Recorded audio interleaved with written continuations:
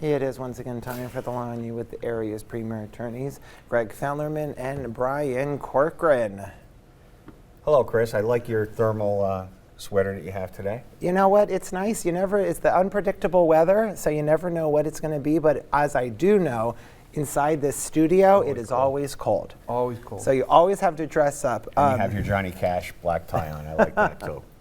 Well, let's get to today's question from Kyle in Hazleton. He writes in, I was out for a jog the other day when I tripped over a fallen street sign. I broke my elbow. Who could I possibly hold responsible?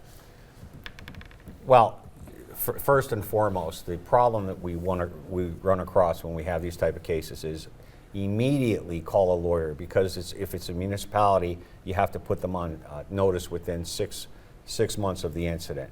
So we'll send a certified letter. That'll stop that clock from running. That's different from the 2-year statute of limitations, but that's the first thing you do. Send a notice letter. Probably the local government unit, whoever put that in, maybe it's PennDOT, but the street sign should not be falling down.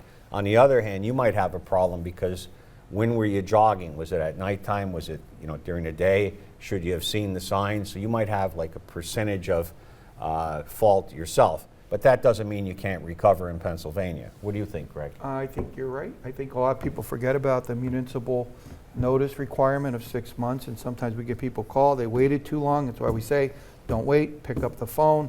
And anytime you have these trip and fall, slip and fall cases, there's always going to be a defense. There's going to be something they're going to come at you with. You had the shoes, you weren't paying attention, dark out, blah, blah, blah. But Kyle, thanks for your question. If you wanted your question answered just like him, visit the websites or give the hotline a call.